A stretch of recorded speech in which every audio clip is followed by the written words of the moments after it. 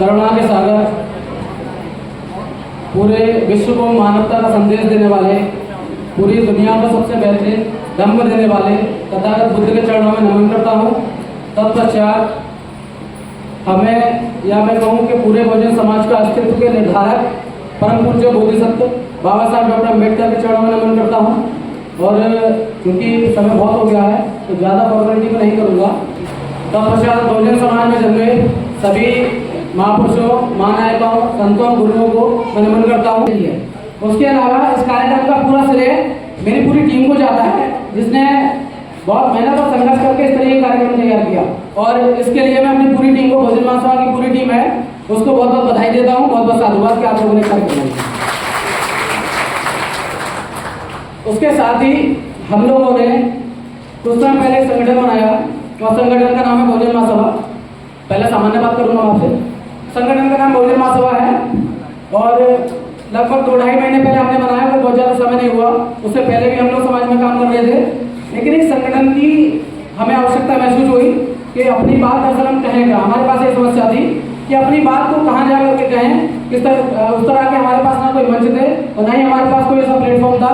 इसीलिए हम लोगों ने मिलकर के एक वैचारिक संगठन बनाया और इसका काम सिर्फ इतना है कि जितने बहुजन महापुरुष हैं उन सारे महापुरुषों की विचारधाराओं को जन जन तक पहुँचाने का काम कर रहे हैं, घर घर तक पहुँचाने का काम कर रहे हैं। और इसी का परिणाम है कि कुछ महीने के बाद में मेरी माँ बैठी हैं, मेरी बहनें बैठी हैं, मेरे बड़े बुजुर्ग बैठे हैं, मेरे भाई बैठे हैं, सरकारी कर्मचारी बैठे हैं, अधिकारी बैठे हैं, मेरे बड़े बैठे हैं, बच्चे भी बैठे हैं। ये उसी मेहनत का परिणाम है कि आप लोग यहाँ तक आए। उसके लिए आप सब लोगों का बहुत बहुत आभार व्यक्त करता हूँ। आप लोगों को बहुत बहुत साधुवाद, नमो बुद्धाय भी बोलता हूँ। अब बात शुरू करते हैं। जैसा कि आज का विषय हम लोगों ने तय किया, बहुत सोचने के बाद मैंने तय किया कि क्या विषय होना चाहिए जिस पर हम लोग चर्चा करें। तो क्योंकि आप सब लोग देख रहे हैं कि आज की परिस्थितियां किस तरीके की चल रही हैं, उन परिस्थितियों में हम लोग कहाँ खड़े हैं, पूरा बहुजन समाज कहाँ खड़ा है, बाबा साहब के समय कहाँ खड़ा था, आज कहाँ खड़ा है, साहब के समय कहाँ खड़ा था, ज्योतिबा फुले जी के समय कहाँ खड़ा था, बुद्ध के समय कहाँ खड़ा था। इस सब को देखने के लिए, इस सब को समझने के लिए कि वो जो कारवां बुद्ध से शुरू हुआ, वो कारवां आज कहाँ तक आ गया है, हम लोग उस जगह कहाँ खड़े, उसमें कहाँ खड़े हुए उस कारवां में, क्या हम लोग पीछे चले गए हैं या हम लोग आगे बढ़ रहे हैं। इस सबको समझने के लिए हमने एक कार्यक्रम का आयोजन किया। बहुत सारे बच्चा अपनी बातों को रखा, मैंने मार्गदर्शन किया। हमने समझने की कोशिश की कि हम लोग अक्सर कहाँ खड़े हैं। इस बात को हम लोगों ने समझने का प्रयास किया।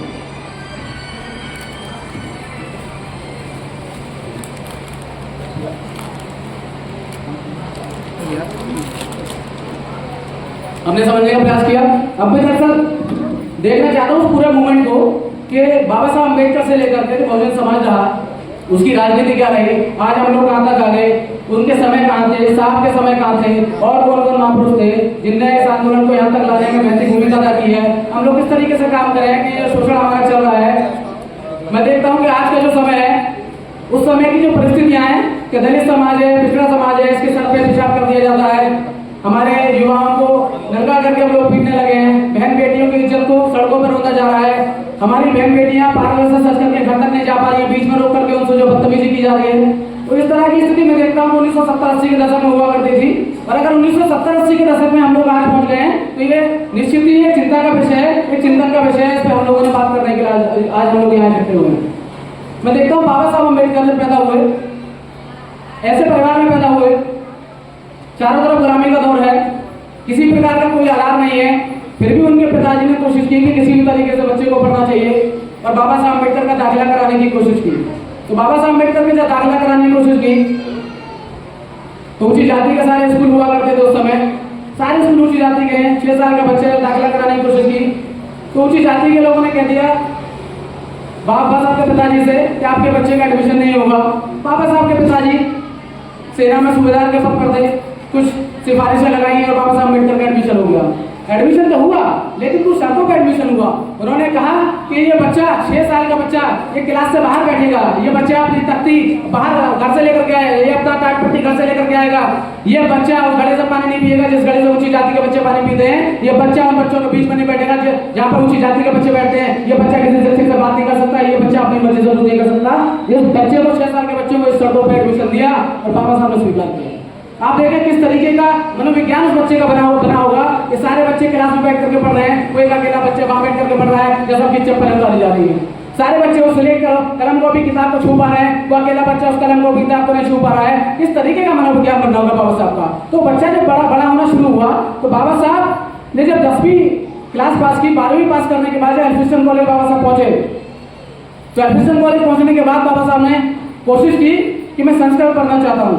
तो ऊंची जाति के ब्राह्मणों ने कहा कि संस्कृत देव भाषा है और संस्कृत पढ़ने का अधिकार सिर्फ ब्राह्मण को है, और बाबा साहब को यह कहकर के संस्कृत पढ़ने से वंचित कर दिया।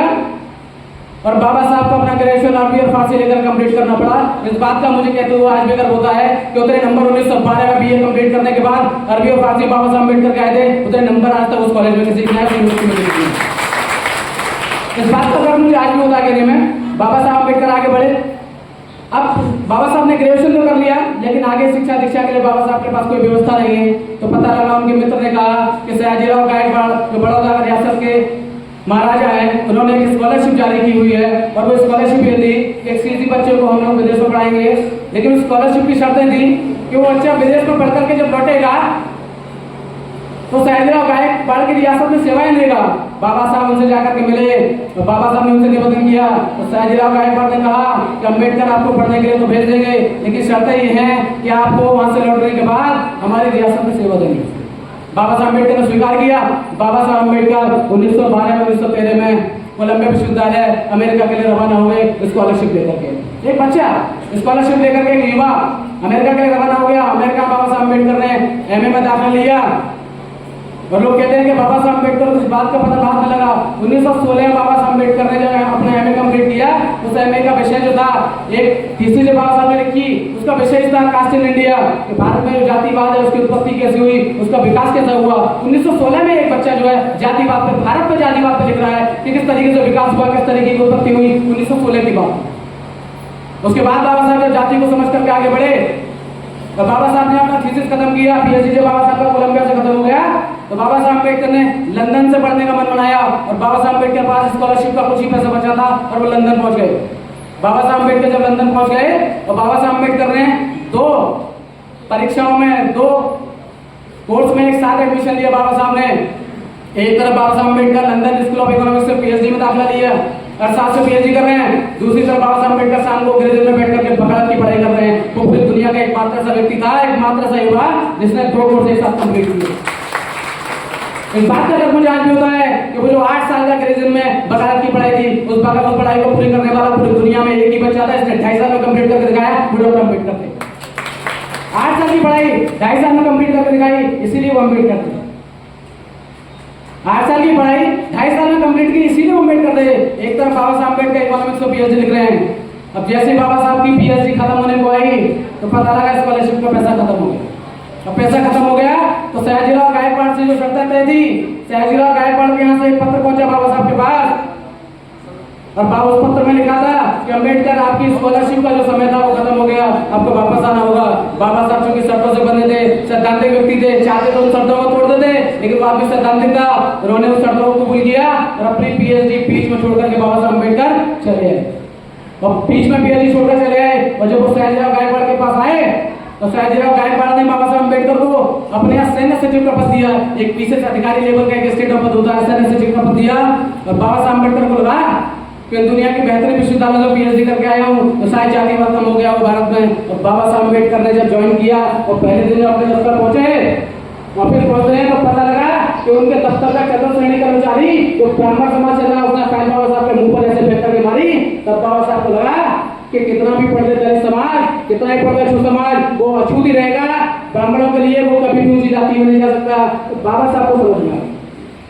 अब सयाजीराव गायकवाड़ से बाबा साहब ने कहा कि आपने नौकरी तो दे दी, पर मैं चाहता हूँ कि आप मुझे रहने के लिए घर भी दें। अब सयाजीराव गायकवाड़ ने कहा अम्बेडकर, मैंने तुम्हें नौकरी पर रखकर एक बड़ी क्रांति का आगाज कर दिया है, ऊंची जाति के लोग तमाम मेरी रियासत के खिलाफ हो गए हैं। तब बाबा साहब अम्बेडकर से कहा कि आप खुद तो अपना डिग्री की व्यवस्था करें। तो बाबा साहब अम्बेडकर आप देखें बड़ौदा रियासत में सुबह से लेकर शाम तक घूम रहे हैं, कोई उन्हें कमरा देने को तैयार नहीं है।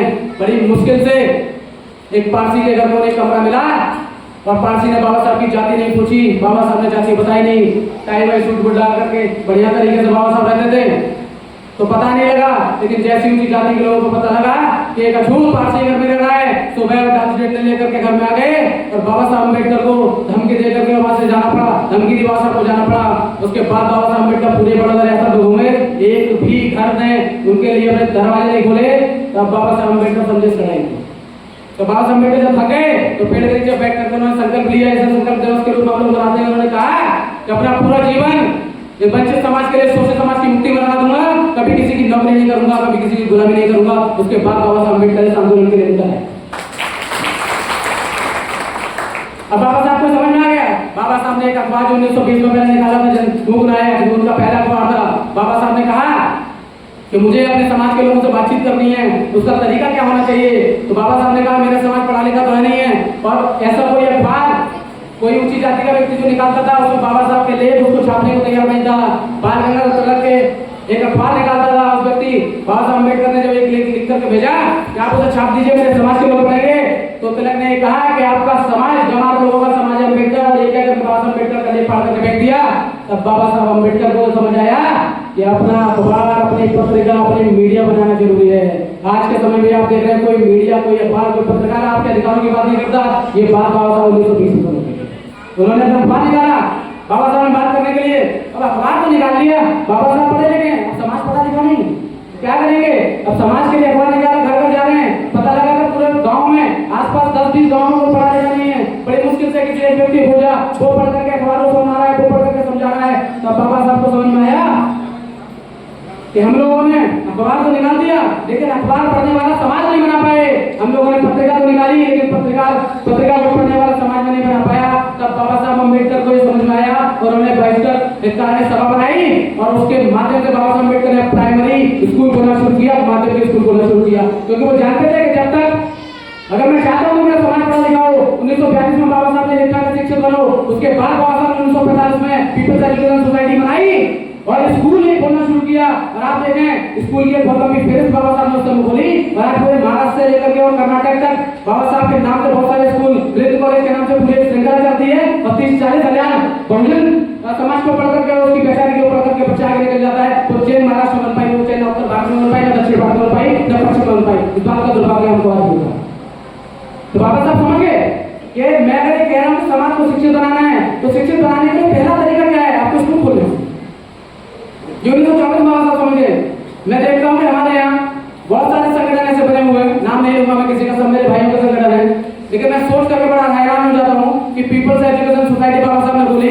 एजुकेशन सोसाइटी का मतलब बाबा साहब ने कहा कि आप, जब मैं कह रहा हूँ टू एजुकेट कि बच्चों को पढ़ाना है, शिक्षित कराना है, शिक्षित बनिए, तो उसके लिए शिक्षित हवा में नहीं होंगे, हमें उसके लिए स्कूल खोलना पड़ेगा। तो 1924 में प्राइमरी और माध्यमिक स्कूल खोले।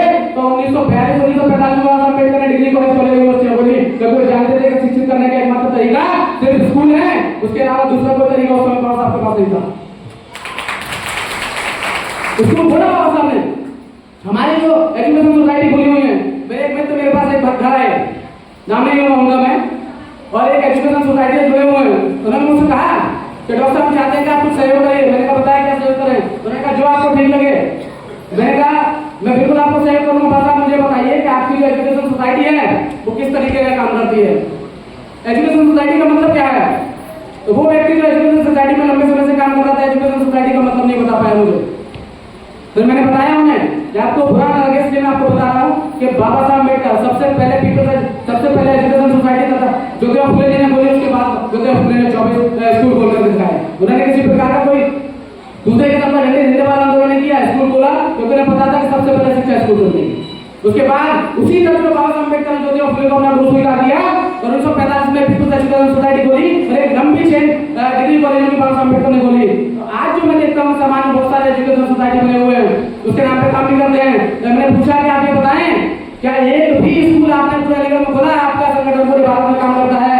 आप सोच करके हैरान होंगे कि एक सिंगल कॉलेज, एक सिंगल प्राइमरी स्कूल, इतना बड़ा संगठन मिलकर के जो एजुकेशन सोसाइटी के नाम पर चलाता है, एक स्कूल प्राइमरी अलीगढ़ नहीं खोल पाया। तब मैं जाकर के समझा कि पीपल्स एजुकेशन सोसाइटी का मतलब नहीं समझ पाए, बाबा साहब का मतलब नहीं समझ पाए, ये उस विचार का मतलब नहीं समझ पाए, शिक्षा का मतलब नहीं समझ पाए। उन्हें सिर्फ डंडे झंडे लेकर के लोगों के लिए जोड़ने को निकल गए हैं। और 7-5 शर्म ने इसको लेकर कहा था कि आप डंडे और झंडे से लोगों को जोड़ तो सकते हैं, लेकिन उनको समझा नहीं सकते, उनको कैटेगराइज नहीं कर सकते, उनको विचारशील नहीं कर सकते। तो डंडे बाद में आएंगे, कलम कॉपी किताब पहले आएगी। ये जो ज्योतिबा फुले ने भी समझाया, ये बाबा साहब अम्बेडकर ने भी समझाया, यही काशीराम ने समझाया, ये महात्मा गांधी ने भी समझाया। आज हम लोग इस चीज को समझने के लिए पूरी कोशिश कर रहे हैं। उसके बाद बाबा साहब अम्बेडकर जब आगे बढ़े तो 1927 में बाबा साहब अम्बेडकर ने एक आंदोलन किया, महान सत्याग्रह। आदरणीय पुनिया जी इस पर बात कर चुके हैं। तो महान सत्याग्रह बाबा साहब ने शुरू किया। तो सत्याग्रह इतना कि हमारे लोगों को तालाब पे पानी नहीं पीने दिया जाता था। बाबा साहब अम्बेडकर और उनकी टीम ने मिलकर के जो कलेक्टर था वहां से आदेश जारी करा लिए कि हम भी ऊंची जाति के जो तालाब है उन पर उसी तरीके से पानी पी सकते हैं। उसके बावजूद उन लोगों ने पानी नहीं पीने दिया। तब बाबा साहब अम्बेडकर ने आंदोलन किया, महान सत्याग्रह का। हजारों लोगों को लेकर के बाबा साहब अम्बेडकर जब निकले तो बाबा साहब अम्बेडकर ने कहा कि मेरी माएं बहनें जो यहाँ बैठी हैं, मैं चाहता हूँ कि जो ऊंची जाति के लोग जिस तरीके से पानी पीते हैं उसी तरीके से अभी पानी पिएंगे। मेरे बुजुर्ग उसी तरीके से पानी पिएंगे जैसे ऊंची जाति के लोग पानी पीते हैं। और बाबा साहब ने इस तरीके से महान जो तालाब था उससे पानी उठाया और पानी को पिया। उसके बाद वो आंदोलन सफल हुआ। लेकिन बाबा साहब ने कहा कि मैं आंदोलन इसलिए नहीं कर रहा कि मेरे समाज के पास पीने के लिए पानी नहीं है। मैं आंदोलन इसलिए नहीं कर रहा कि हमारे पास साफ पानी पीने के लिए नहीं है। मैं आंदोलन इसलिए कर रहा हूँ कि मैं समानता की वकालत करता हूँ। मैं मानता हूँ कि अगर हम भी मानव है, वो भी मानव है, मैं भी मनुष्य हूँ और वो भी मनुष्य है, तो वो जिस जगह बैठेगा मैं भी उस जगह बैठूंगा, वो जिस जगह पानी पिएगा मैं भी उसी जगह पानी पीऊंगा। ये बोलकर के बाबा साहब अम्बेडकर महान सत्याग्रह का आंदोलन किया। इसका ये मतलब नहीं था हमारे पास पीने के लिए पानी था। हमारे पास पीने के लिए पानी था, लेकिन वो आंदोलन ये बताने के लिए था अपने लोगों को कि अगर हम मनुष्य हैं, अगर हम मानव हैं, हमारी लड़ाई अपने मानव होने की है, अपना अस्तित्व बचाने की है, अपने अस्तित्व की लड़ाई है। इसी को लेकर बाबा साहब ने एक और आंदोलन किया 1930 में, कालाराम मंदिर आंदोलन। जब बाबा साहब अम्बेडकर के तमाम अनुयायी, जो मेरी माता बहनें बैठी हैं, बहुत सारी मंदिर में जाती होंगी, बहुत बार मैं समझा चुका हूँ कैटर लेकर के जगह जगह मैं देख रहा हूँ, बहुत बार बता चुका हूँ। तो जब सब कुछ बाबा साहब के संविधान से मिलना है, वहां से कुछ मिलना ही नहीं, तो मैं जाना क्यों आपको? वहां से सिर्फ शोषण मिलता है, वहां से सिर्फ बदतमीजी मिलती है, सिर्फ अत्याचार मिलता है। उसके बावजूद ये लोग वहां जाते हैं। नहीं जाना चाहिए, बहुत बार आपको समझा चुका हूँ। तो बाबा साहब भी इस बात को समझे थे, तो पूरा समाज जब मंदिर के लिए बाबा साहब से रट लगाया हुआ था कि नहीं ईश्वर होता है, बाबा साहब समझा के थक गए। अब बाबा साहब समझ गए, इनको समझाने का तरीका दूसरा हुआ। तो बाबा साहब ने 20,000 अनुयायियों को लेकर के कालाराम मंदिर की तरफ नासिक में निकल गए। तो बाबा साहब ने जैसे गेट खटखटाया कालाराम मंदिर का, तो अंदर से एक ब्राह्मण निकल करके आया और उसने बोला कि अम्बेडकर तुमसे 1000 बार कहा है कि मंदिर शूद्रों के लिए नहीं है, ये मंदिर शूद्रों के लिए नहीं है। तब बाबा साहब अम्बेडकर ने लोगों की तरफ मुड़कर देखा और ये कहा कि मैं तुम्हें समझा कर थक गया हूँ कि मंदिर तुम्हारे लिए नहीं है, ये मंदिर से तुम्हारे विकास का रास्ता नहीं खुलेंगे। तुम्हारे विकास के रास्ते कलम कॉपी और किताब से खुलेंगे, स्कूल कॉलेज यूनिवर्सिटी से खुलेंगे, विकास से बोलेंगे, सुधार से बोलेंगे। ये मंदिर तुम्हारे लिए नहीं है। मैंने तुम्हारे लिए कलम कॉपी और किताब की व्यवस्था की है, मैंने तुम्हारे लिए बहिष्करणी सभा बना करके स्कूल की व्यवस्था की है। जैसे ही आप स्कूल की तरफ आगे बढ़ेंगे तब आपके विकास के रास्ते खुलेंगे। ऐसी बात को ज्योतिबा फुले ने कहा था कि जब आप सुबह जब उठेंगे तो 2 घंटी आपको सुनाई देगी, एक स्कूल की घंटी, एक मंदिर की घंटी। और अब ये आपको तय करना है, मेरी माँ बहन बेटियों को तय करना है, उन्हें अपना बच्चा बस्ता लेकर के स्कूल पर भेजना है। IAS IPS collector professor engineer वकील डॉक्टर सांसद विधायक मंत्री मुख्यमंत्री प्रधानमंत्री बनाना है, या अपने बच्चों को मंदिर की तरफ भेज करके मानसिक गुलाम बनाना है। ये हमारी माँ बहन बेटियों को सोचना है। क्या सोच रहे हैं हम लोग? कहाँ लगे हुए हम लोग?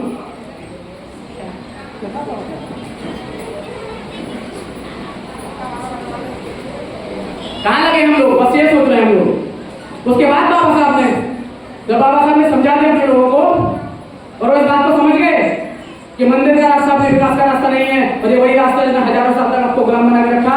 तब बाबा साहब अम्बेडकर ने 1930 के बाद इस समाज की राजनीतिक लड़ाई लड़नी शुरू की।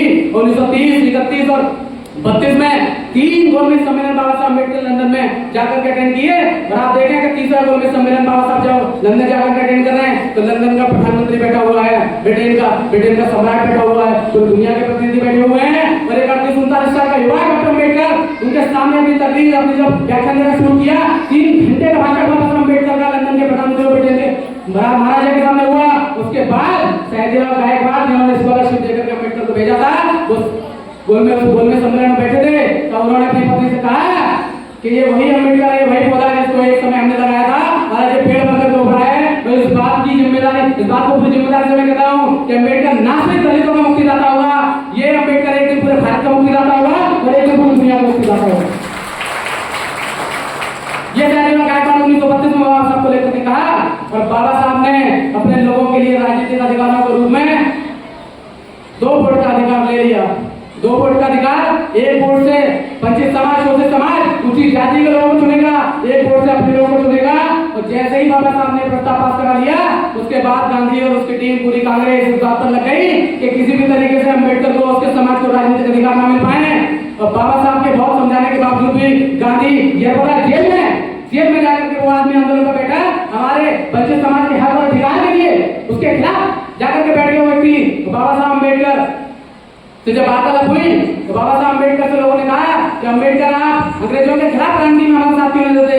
तब बाबा साहब ने कहा कि अंग्रेजों के खिलाफ क्रांति का मतलब सिर्फ 100 साल 150 साल का शासन है, लेकिन मेरी लड़ाई 3000 साल पुरानी है। 3000 साल के शोषण से मेरी लड़ाई, 100-150 साल के शोषण से रही मेरी लड़ाई।